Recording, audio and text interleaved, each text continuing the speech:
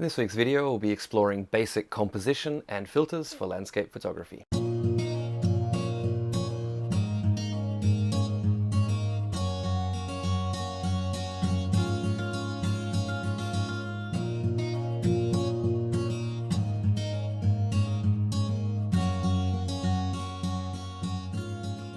Hi everyone, welcome back to the channel. This is Dylan Golby. I apologize for my absence over the past couple of weeks. As the situation is starting to improve here in Korea, I have had quite a bit of work come in, and it's been a while since I've had a workload this large, having a few different shoots a week. So I took a couple of weeks off of YouTube just to focus my mind on being able to deliver quality images for my clients. So now that I'm a little bit more used to having that sort of workload again, I'll try to get back to these YouTube videos on a weekly basis as well. So I know that I did promise a little review and a chat about the new Fujifilm X100V f1.4, and I just didn't get to it. So that will be coming. If that is something that you're interested in, please do subscribe so you don't miss that video. But for today's video, I'm going to take you along with me on a short cycling trip that I did down to Jeju Island last week. That is also part of the reason I haven't been able to upload, is I wasn't at home.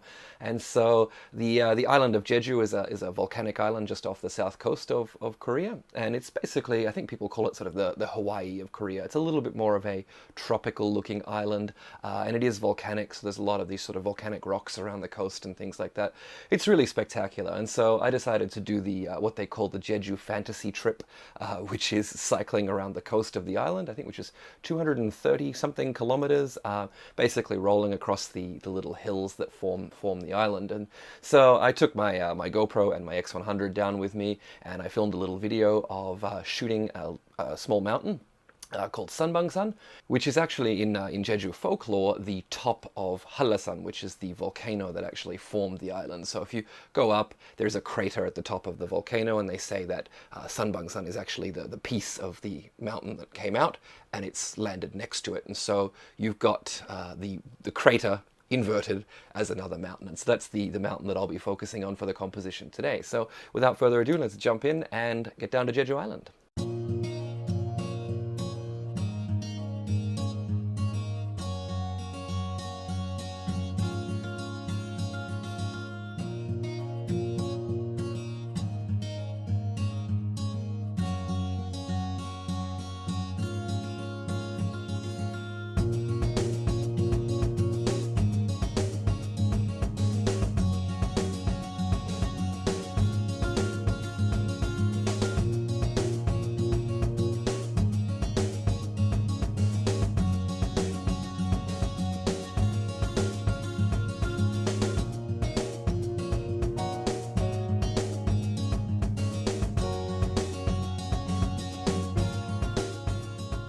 Welcome to a very windy early morning on Jeju Island. I'm down near Sanbangsan, which is on the southwest coast of the island. Looking across, the sun is just about to come up. It hasn't been as pretty as I'd hoped for, but I found a composition that kind of weaves across. So I'm going to try and shoot that post-sunrise now, once the sun starts to hit the side of the mountain itself. I've also got Hallasan, the central volcanic peak that sort of formed the island. That's off to the right a little bit, and so hopefully the sun will catch both of those. We do have some low-lying clouds that might mean that's a little bit later in the morning, but there's also some nice clouds kind of forming around the base of Hallasan as well. So should be a nice composition, if not quite as dramatic as what I'd hoped for. So while I'm waiting for the sun to rise, I thought I'd just walk you through the decision for this composition. Basically, I got here a few minutes before the sun was supposed to come up, and so didn't have a lot of time to search around, but I found this one little spot that was pretty easy. As you can see, we've got a whole lot of volcanic rocks here, and so walking in the dark was a little difficult, and I didn't want to go on anything too treacherous and wet. So basically I started here, and ideally for a scene like this, I would have liked to have something a little bit wider. I'm at roughly 19 millimeters on the X100 with the conversion lens here, which is about 27 on your full frame equivalent. And what I would really like to have would be something more like maybe 16 or 14, just so that I can really exaggerate the lines in the foreground. But from here, basically, you get a fairly straight look down the coast, and this in the foreground here, this sort of collection of rocks is a bit of a straight line. And so what I did was I slowly moved left across here. Forgive me if this composition gets a little messed up. I'm stepping over the volcanic rocks here. And basically, as you continue to move left, what you'll see is that these lines become diagonals and you're able to sort of point at things a little bit better. And so by the time I got to here, I was pretty happy with the focal length that I had. And that's roughly the composition there. And as you can see on the GoPro, those lines look a little bit wider, and you really get a sense of the foreground rather than what I'm getting with the X100, which is a little bit more focused on that background. So here is the composition that I have. As we can see, across the bottom here, I've got a nice line of rocks that leads you out to this line and snakes back towards Sanbangsan, which is the main peak that I'm photographing here. Off the bottom of Sanbangsan, you can actually see a little rise here. That is what's called Yeongmori Hean, or the Dragon's Head Coast, I guess. And then if you go up here, you actually get Hallasan, which is the volcanic peak that created the island. And down here is Sogwipo City. That's where I'll be cycling across today.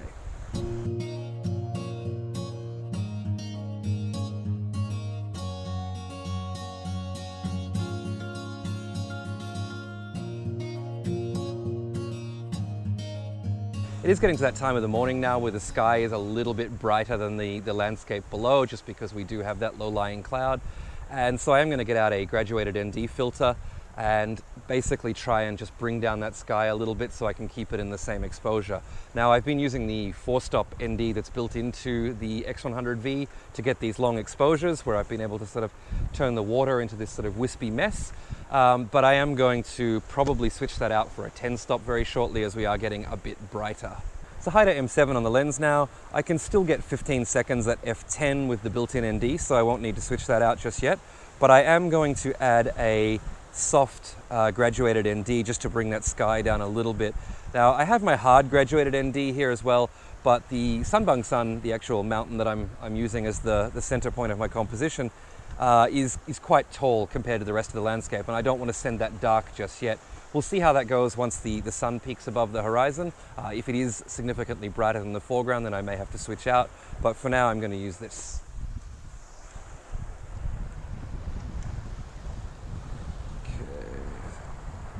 So when you have your exposure set manually and you're using graduated NDs, you can actually see the effect of them in the electronic viewfinder. So that's super useful. If you're using aperture priority or something like that, you will end up finding that every time you move it, the exposure actually changes as the camera's registering darker and brighter areas. So when you're working with filters like this, it's always a good idea to switch into fully manual mode. Just line that up, and we're still a little overexposed in that sky. What I might do is just stop down to f11.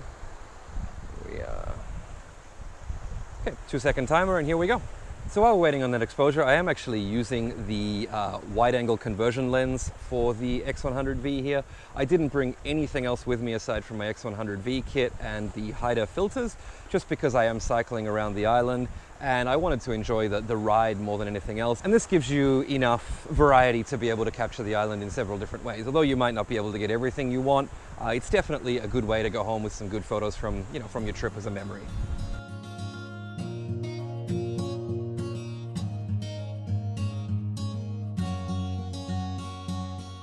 So let's give the hard edge graduated filter a go just to see how that looks. Okay, so this is the hard edge filter going in. As you can see, it's almost a straight hard line, and you've got to be really careful where you place that. The moment it gets into the water, things get a bit strange, but if you can place it just above the horizon like that, it's not too bad, not nearly as bad as I expected.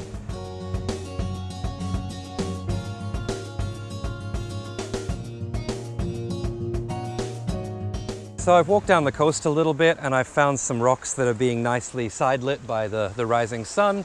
I've got quite a few layers of rocks between me and the mountains, so hopefully that'll look quite nice. The mountain is starting to catch a little bit of that side light now. So what I'm going to do here, the ND filter that's in the camera again, it's just not strong enough to be able to give me a long exposure. So what I'm going to do is start with the Haida 6-stop and maybe get it out to the 10-stop. depending on how I feel about the texture in the water. Also going to be using the soft graduated ND again, just to keep a little bit of density in that sky, because when I do expose for these dark volcanic rocks here, I end up completely losing the sky. So one little tip when you're working with Fujifilm cameras in really high contrast situations like this, most of Fujifilm's film simulations are pretty high contrast. So things like Classic Chrome, Velvia, they're extremely high contrast. And so even if you're shooting raw, it can be quite difficult to judge where your exposure is at. So when working in things like this, I typically switch into Eterna, just so I get a bit more latitude in the JPEG file, which is where the histogram and the highlight warnings and stuff in the camera actually come from. So it just gives you a better way to be able to judge where you're at with the exposure without having to guess that maybe this information will be in the raw file, maybe it won't. So the 6-stop filter is only getting me about a 2 to 2.5 second exposure. So what I'm going to do is put back in the light barrier here and drop in the 10-stop filter. And that should get me out to about 40 seconds or so. So while I'm waiting for that exposure, I want to talk a little bit about the composition here. So Jeju Island is entirely made up of basically volcanic rocks. All the coastline pretty much is, not white sand beaches like what you might expect from some sort of, beautiful tropical-esque island, but it's all these sort of really jagged rocks. So I want to feature those along with some of the volcanic peaks here, just so that I can really show off the ruggedness of the island. Now, as I mentioned before, ideally I'd have a slightly wider lens, but I'm trying to find compositions that work within this 19 millimeters.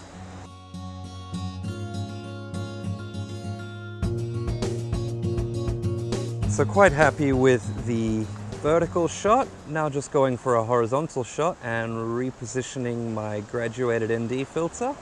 Unfortunately, I can't get the peak of Hallasan in here, but I can get the Sanbangsan peak and also the Yongmori Heian. So looking to just keep those two in and keep this nice curve of rocks in the foreground. Now just moving back for the vertical so I can include a little bit more of the shape of the rocks in the foreground here. What I want to do is we've got a piece down the bottom of the composition, and what I'd really like to do is keep that, not have it disappear into water, but actually have the rocks, just to give the picture a stopping point.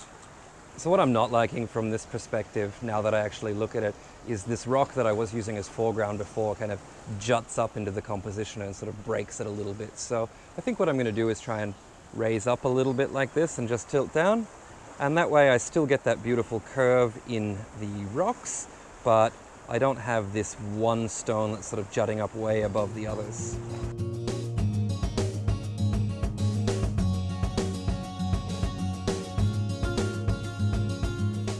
So what I thought was going to be rapidly worsening light is actually better and better for this scene every moment. So I'm really liking the harsh contrast across the side of the rocks that's coming from this sort of about an hour to an hour and 15 minutes after sunrise. And we've got some nice large waves coming in now, which are really helping to separate the layers. So one final frame here before I get going. It's getting really hot and I want to get a few kilometers under the belt before the midday sun starts beating down. So I've come a little further off to the left. I've still got some nice side light on these rocks, but from here I'm able to include Sanbangsan on the left here, but also have Hallasan, the volcanic peak, on the right hand side of the frame. So this will be my last one and then we'll get going.